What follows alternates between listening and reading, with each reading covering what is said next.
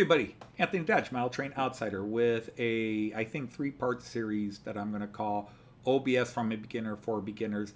Just for those of you that have either never used OBS or you've started using OBS but you're encountering problems, or you've been trying to stream with OBS for weeks and months and you're still encountering the same problems. And again, this is a lowest common denominator, simplistic explanation, taking you from the most simple and obvious beginning steps to just attaching the cameras and running. All right, so in this video, let's talk about a quick checklist of the 3 factors you have to consider when live streaming. All right, so we're done with doing the phone. You want to sit down at your computer and add multiple cameras. So there are 3 factors you have to be aware of. Number 1 are accessories. That's the cameras, the microphone, all the things that are going to produce the information that you want to be seen in your live stream. Okay, I call those the accessories or attachments, but I use the word accessories. Even a picture you want to put in a corner here or here is an accessory. All right, the second thing is your computer and your video capabilities. And then the third thing is your internet, specifically your internet connection and your upload speed. All right, let's go to accessories. All right, we're going to talk just about cameras. Adding pictures and all that, those things do not do a lot. But cameras are the primary problem when people are living, because that's where you notice the problem. Freezing images, flickering images, 2 cameras flickering constantly. Everything you ever feel is wrong with a live feed tends to be centered on the cameras. So let's talk about that. There are 3 factors, 3 things you need to understand about connecting your camera. Number 1 is your USB connection. If you have an old computer and a new camera, the new camera might be at USB 2 or 3 power. It needs that, and it's going to transmit information a lot faster than the port you're trying to plug it into, and it needs a lot more energy than that port can produce. You've got to be able to mix and match the camera to a good port on your computer, laptop, or desktop. You can't connect a new camera that needs a USB 3.0 connection to a 1.0 port. It wants too much energy and sends too much information than that port can handle. Okay? I just want to explain that simply there, and hopefully you understand. They're color-coded: white, black, red, and blue. Don't get caught up in that USB 2, USB 3. This basic USB, what you think of as the primary USB, technically this is USB-B. USB-C is the new one with the oval. USB-A was the smiley-faced one, or the frowny-faced, depending on how it connected in. Anyhow, this particular form of USB connection has USB 1, USB 2, USB 3, and USB 3.2. They're all this form. And the higher the number, the more energy and faster it transfers data. So you put in a big camera in a port that doesn't give out a lot of energy because the ports are the same, you're going to have problems. The other problem you're going to have with cameras at times is just how they connect into dedicated ports versus non-dedicated ports. Even if you have attachments, because you say, hey, I want to run 4 cameras, but my laptop only has 3 USB ports, so I'm just going to get a USB extender, a USB hub like this. First of all, if you're going to get a USB hub, don't get one that's powered off the computer. Get a USB hub that plugs into the wall, that is self-powered. That will save a lot of work by the computer. It'll just make it easier. But even so, it's still plugged in. You still plug that into one USB port, which means if you're adding 3 or 4 cameras, it's trying to send all that information through that one port, which may be too much. So even if you've got a 10 USB port, you probably still only want to add, at most, maybe you can get away with 3 basic cameras. but I probably wouldn't even do more than 2 on one of those because it's still sending all this information through one port. Okay, and then, attach your cameras and make sure they're working before you even try OBS, okay? A dedicated port, I mentioned, a dedicated port has one USB port attached to one point on the motherboard, and all the information goes straight through there. A shared USB port, you have 2 different USBs, but they connect to the same point on the motherboard, so one point on the motherboard is getting double information when you have 2 things plugged in, and sometimes that can lead to conflict with cameras, so you kind of have to mess around and find out, like, well, move your mouse dongle into this USB port instead and plug the other camera in over here.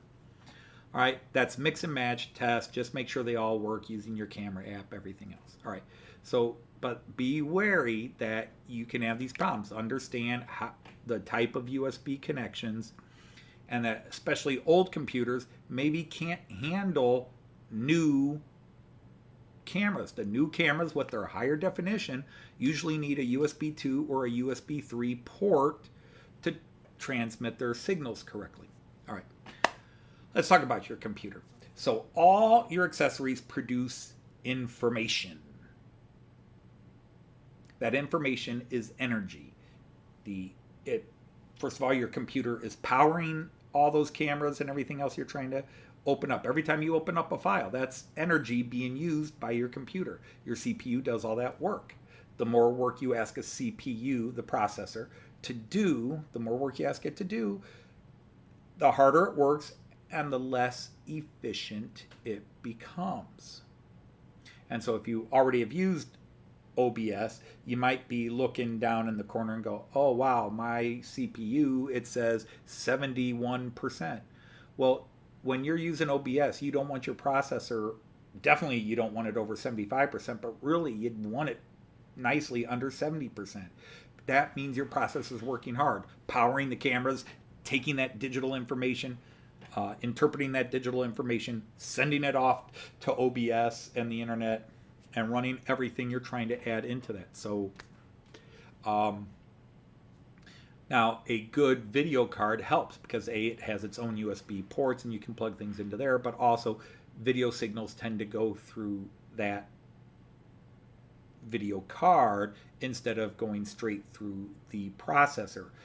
Video cards have their own processor, a GPU, and the GPU is designed specifically to handle video signals. So it takes the workload off the processor. 6 months ago on my old computer, my CPU was running at 72% with all the cameras I had up. And when I started adding stuff, I was clicking near 80, and many of you saw my GoPro was not handling things. I had 2 cameras conflicting with each other. That's because I was asking my CPU to do so much, it was struggling. And so I stopped using the GoPro for a while, and I stopped doing some other things in there. Okay, so a video card, a good video card, not a basic video card, but a good video card. And I'm not saying a $300 one or a $200 one, but just a decent one will take the workload off. But if you're only going to run 3 cameras, 4 cameras, then it's not an issue. Okay, so let's talk about what is the issue, your internet situation. There are 2 parts of your internet we care about: strength of signal and your upload speed. Let's talk about upload speed first. Your upload speed is how much information your internet provider is going to allow you to send. Okay, and it's done in megabytes. Like, for example, I pay for 10 megabytes upload. And upload is what we care about because we are uploading our digital video information up to the server we're going to, because that's all OBS does. OBS just translates information from your source to the YouTube or whatever other social platform you're trying to stream to. All right, so you also have to understand that YouTube has recommended settings, and if you are trying to send more information than the YouTube setting wants, their standard setting, then you're going to lose signal strength. You're going to lose strength, and your video imagery is going to be crap. Okay. but I'll talk more about that with bit rate and everything. But your upload is important, as well as the strength of your signal. And a lot of people will watch YouTube Studio when they're live streaming. I see this a lot from guys that are having, and women that are having problems with their live streams, and they're going, but it says the connection's great. Well, the connection between OBS and YouTube might be great. And yes, the strength of your signal is part of that. The problem is you may be trying to send more information than YouTube can handle. And therefore YouTube cuts frames. It takes your digital information and removes a percentage of it that gets it below the, and OBS does that too, gets it below the tolerance level. So your upload speed is key, but also the strength of your signal. So you can have a strong YouTube connection, but how much information you can throw through that is restricted by the settings YouTube has set, because YouTube has a standard setting. Like when you use StreamYard or StreamLab, it has already preset, this is how much information we'll accept. The other issue is, even though YouTube Studio is telling you your strength, the connection's good, your Wi-Fi signal strength may not be that great. So you're trying to send 4, 5, 6 megabytes of information, but your signal strength only can handle 2, 3, or 4. And again, because your signal strength is weak, OBS is going to reduce the information. That's why people say, well, cut your streaming from 1080 to 720. That'll save some of that. The problem is, yes, that will solve the problem in many cases. But in many cases it won't, because your Wi-Fi is just that bad, period. You need to know what your Wi-Fi is doing. You need to know where your Wi-Fi is at. You need to test it. What is the signal strength and what is your upload speed at the point of broadcasting? Me, I'm hardwired. So unless somebody messes with the pole outside and down the street where our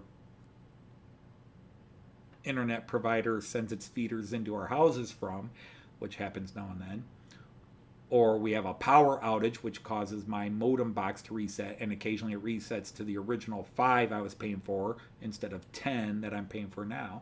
And that's what happened on a live stream. My most recent live stream, as I'm filming this, is all of a sudden I was getting a little bit of flickering because my 10 megabytes per second upload was only working at 5 and I was broadcasting at 6. So I was sending more information than YouTube and OBS had agreed to share. They were going to work at 5 and I'm trying to push 6 through that. So what was happening? I was losing about 15% of my frames. I was dropping, and thus you were seeing a little bit of buffering or a little bit of jolty, just a little bit, because buffering is when the signal's trying to readjust, and frame rates is when the signal is there, but more information is trying to go through than can go through. Okay, so that's your issue. That's where you've got to know the strength of your signal, and so many things affect the strength of your signal. You're in one of those big attics, or you're out in the shed where you're far away from your modem, unless you're hardwired. And that's the first thing I'd advise people, hardwire. And I know a lot of people say you can't. And if you're in rental property, I understand. In this house, my son was doing a lot of computer work. I drilled a small hole in a corner of his closet floor,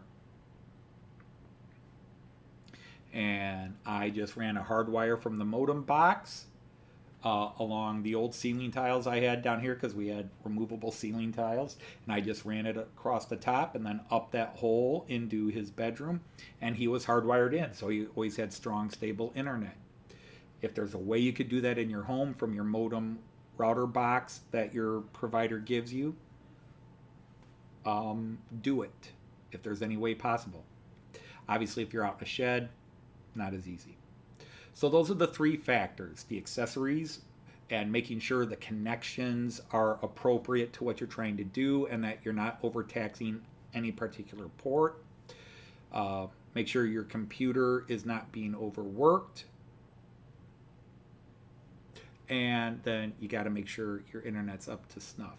In the next videos, I will talk about how to, when everything else is good, how to solve the one problem some of you are still having. In most cases, what I'm watching, it's your internet. It's not OBS. You know, people are like, oh, OBS. It's your internet. But for those of you that know how to set up scenes and everything else, and you're having problems with your broadcast where you're freeze framing and or cameras are flickering, that's the cameras. That's your computer. It's not OBS. So check your cameras and always do a test. All right, so I'm going to call this video done. In the next video, I'm going to talk about, assuming you already know how to use OBS, how to troubleshoot some of your problems where your live streams are not looking right. So we're going to talk about getting your settings correct to live stream on OBS.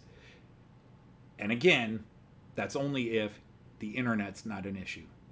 So until then, I'll be the Zane Shoes. Happy trains.